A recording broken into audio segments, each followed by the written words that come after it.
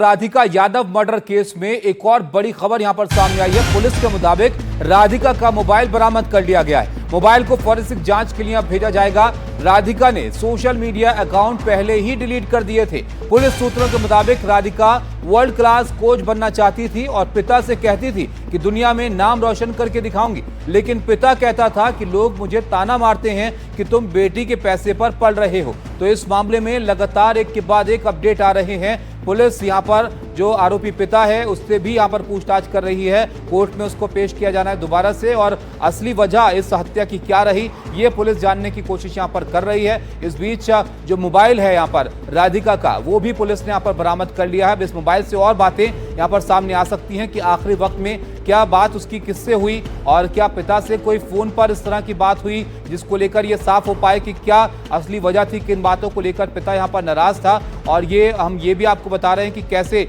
इस हत्या को अंजाम दिया गया। आप इसमें देख सकते हैं किचन में जाकर पिता ने यहां पर हत्या कर दी, गोली चलाई और अपनी बेटी की हत्या यहां पर कर दी। और उस वक्त जो घर में लोग मौजूद थे उन्होंने गोलियों की आवाजें सुनी और फिर पुलिस को इसकी जानकारी दी गई और इस मामले में पुलिस ने एक्शन लिया, पिता को गिरफ्तार किया है। लेकिन एक के बाद एक नई नई बातें यहां पर सामने आ रही कि आखिर क्या वजह थी कि कोई एक पिता अपनी बेटी की यहां पर हत्या कर देगा, और वो भी राधिका जो कि एक अच्छी प्लेयर थी। और ये भी बात थी कि कहीं रील को बनाकर पिता की नाराजगी थी या फिर उसकी कामयाबी को देखकर पिता खुश नहीं थे, वो टेनिस एकेडमी से खुश नहीं थे। तमाम चीजें हैं जो बड़े सवाल हैं जिसको लेकर पुलिस अब तफ्तीश कर रही है।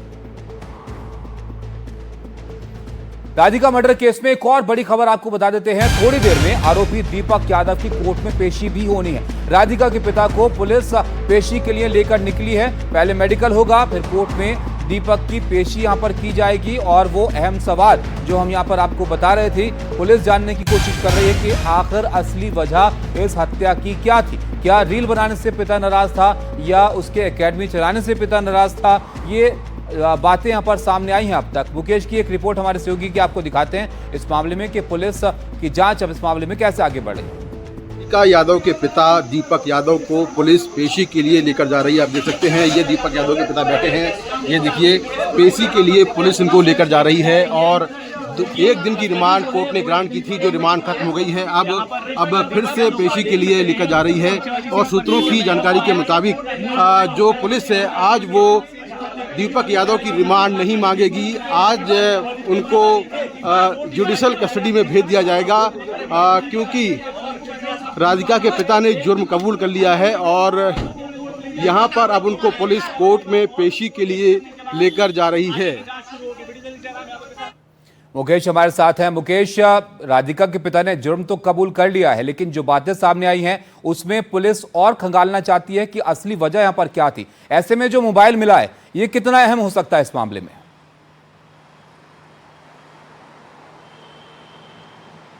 देखिए, यहाँ पर जो अब तक जांच हुई है, गुरुग्राम पुलिस पर दो गंभीर सवाल हैं। पहला तो ये है कि जो आरोपी कहानी बता रहा है वही कहानी पुलिस बता रही है, यानी कि इस मामले की जांच को पुलिस ने बहुत ज़्यादा आगे नहीं बढ़ाया है। वही जो आरोपी कह रहा है पुलिस से, वही पुलिस बता रही है। दूसरा ये है कि हत्या का मामला है, हत्या के मामले में रिमांड लेने का टाइम जो है वो 15 दिन तक होता है, लेकिन पुलिस ने केवल 2 दिन का रिमांड मांगा था और 2 दिन के रिमांड में पुलिस को केवल 1 दिन का रिमांड मिला। तो क्या पुलिस को ऐसा नहीं लगा कि इस मामले की जांच को आगे बढ़ाया जाए? जो आरोपी क्लेम कर रहा है शायद वो गलत हो, इसके पीछे कोई और कारण हो हत्या के पीछे। तो यहाँ पर 1 दिन का रिमांड मांगना और आज फिर से कोर्ट में पेश करके उसको जेल भेजने की बात की जा रही है। इससे ये लगता है कि पुलिस जो है बहुत ज़्यादा इस मामले की जांच में इंटरेस्टेड नहीं है और जो आरोपी कह रहा है उसी बात को सच मानकर पुलिस अपनी जांच को वहीं पर बंद करना चाहती है। दूसरा ये है कि पुलिस बार बार यही दावा कर रही है कि जो आरोपी से पूछताछ हुई है उसने ये कहा है कि वो एकेडमी बंद करने को लेकर झगड़ा था और इसी बात से वो अपनी बेटी से नाराज़ था।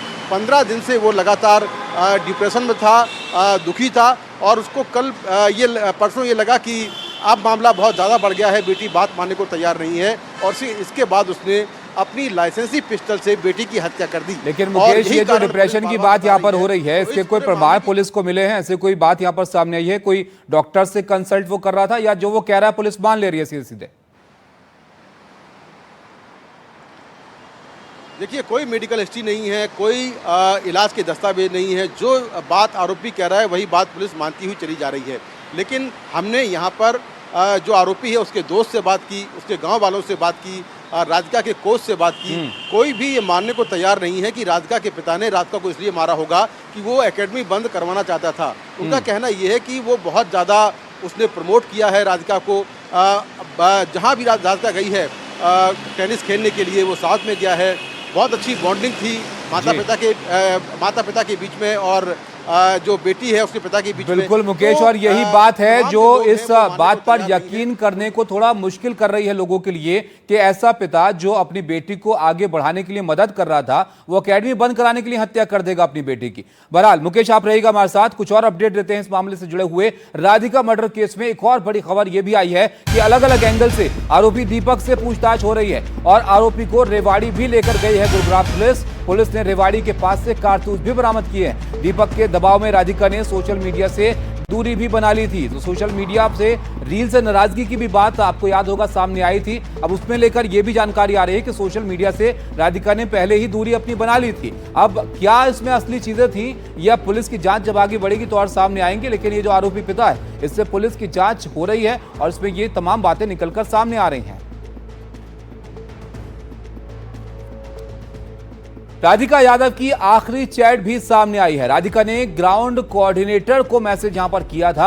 आइए आपको बताते हैं कि आखिरी चैट में राधिका ने यहां पर क्या मैसेज किया था और आखिरी वक्त में राधिका की क्या बातचीत यहां पर हुई थी। ये चैट आपको दिखाते हैं। यहां पर वो इस चैट में ग्राउंड कोऑर्डिनेटर को मैसेज करती है और लिखती है कि मैं कल आऊंगी, यानी वो अपने काम में व्यस्त थी। ग्राउंड कोऑर्डिनेटर को वो जब उसकी बातचीत हुई तो मैसेज करके उसने वहां पर कहा कि मैं कल आऊंगी और कल सुबह ग्राउंड खोलने के लिए मिल जाएगा क्या, ये सवाल उसने पूछा कि ग्राउंड खेलने के लिए कल सुबह मिल जाएगा क्या, यानी कल सुबह की वो तैयारी यहां पर कर रही थी और इसी बीच उसकी हत्या यहां पर कर दी गई। मुकेश हमारे साथ हैं। मुकेश, ये एकेडमी की बात जो यहां पर आ रही है, अगर कोई दबाव था राधिका का वो इस चैट में तो नजर नहीं आ रहा है। वो तो एक सामान्य तौर पर लग रहा है पूछ रही है कोऑर्डिनेटर से कि ग्राउंड उपलब्ध है क्या, कल मैं आऊंगी तो अपनी प्रैक्टिस जो एकेडमी में चलाती थी वो चलेगी। देखिए, बिल्कुल घर में झगड़े होते रहते हैं, बेटी और पिता के माँ बाप के झगड़े होते रहते हैं, लेकिन साथ राधिका को इस बात का अंदाज़ा नहीं होगा कि जो पिता उसको इतना प्यार करता है, जिस पिता ने उसको इस लायक बनाया कि वो टेनिस कोच हुई है और वर्ल्ड क्लास टेनिस कोच बनने की तैयारी कर रही है, वही पिता एक दिन अपनी लाइसेंसी रिवॉल्वर से उसकी हत्या कर देगा। तो राधिका को इस बात का अंदाज़ा नहीं होगा। शायद यही वजह है कि वो अपने कोच से पूछ रही है कि कल क्या ग्राउंड खुला रहेगा, क्योंकि उसको टेनिस सिखाने के लिए वहाँ पर जाना था। तो इस बात की भनक बिल्कुल नहीं थी। दूसरा ये है कि पुलिस के मुताबिक आरोपी ने ये कहा है कि राधिका ने अपने जो सोशल मीडिया अकाउंट्स हैं वो खुद ही डिलीट कर दिए थे, क्योंकि पिता का दावा ये है कि राधिका चाहती थी कि उसका ध्यान केवल टेनिस पर रहे, सोशल मीडिया पर ना रहे, तो इसलिए उसने अपने जो अकाउंट्स हैं वो डिलीट कर दिए थे।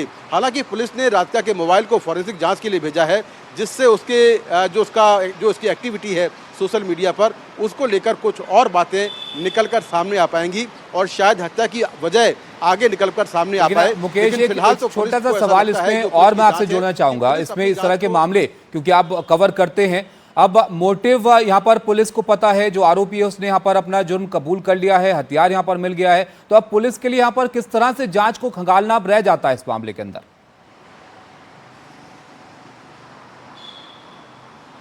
देखिए, किसी भी हत्याकांड में अगर वेपन ऑफ ऑफेंस मिल जाता है, डेड बॉडी मिल जाती है, तो कहीं जो पूरा मामला है वो एक तरह से सुलझ जाता है, क्योंकि सबसे ज़रूरी ये होता है कि जो वेपन ऑफ ऑफेंस है वो मिल जाए और साथ में जो डेड बॉडी वो मिल जाए। तो दोनों चीज़ें मिल चुकी हैं। इसके साथ में इस पूरे हत्याकांड की जो आई विटनेस हैं वो राधिका की माँ हैं, जो उस वक्त घर में थी। उनके चाचा ने खुद इस मामले में FIR लिखवाई है।